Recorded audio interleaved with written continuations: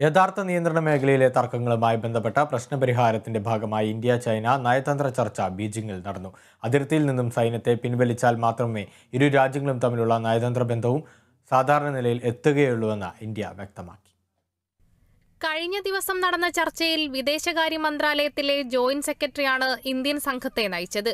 Chinese സംഘത്തെ നയിച്ചത് boundary and oceanic affairs വകുപ്പിന്റെ ഡയറക്ടർ ജനറലും. 2019 ജൂലൈക്ക് ശേഷം ഇതാദ്യമായാണ് ഉദ്യോഗസ്ഥർ നേരിട്ട് പങ്കെടുക്കുന്ന കൂടിക്കാഴ്ച.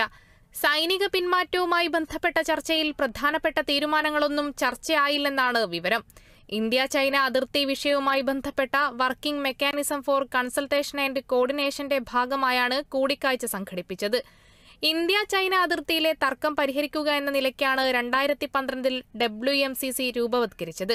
പടിഞ്ഞാറൻ സെക്ടറിലെ യഥാർത്ഥ നിയന്ത്രണ രേഖയിലെ സാഹചര്യങ്ങൾ കൂടിക്കാഴ്ചയിൽ വിലയിരുത്തിയതായി ഇന്ത്യൻ വിദേശകാര്യ മന്ത്രാലയം അറിയിച്ചു. അതിനു പുറമെ മറ്റു മേഖലകളിലെ കൂടി സൈനിക പിന്മാറ്റവുമായി ബന്ധപ്പെട്ട നിർദ്ദേശങ്ങളും കൂടിക്കാഴ്ചയിൽ ചർച്ചയായി. ഇത്തരത്തിലുള്ള സൈനിക പിന്മാറ്റം പടിഞ്ഞാറൻ സെക്ടറിലെ നിയന്ത്രണ രേഖയിൽ സമാധാനം പുനഃസ്ഥാപിക്കുന്നതിനും ഇരു രാജ്യങ്ങളും തമ്മിലുള്ള നയതന്ത്ര ബന്ധം സാധാരണ നിലയിലാക്കുന്നതിനുമുള്ള അന്തരീക്ഷം സജ്ജമാക്കുന്നതിനും സഹായകമാവുമെന്നാണ് വിലയിരുത്തൽ.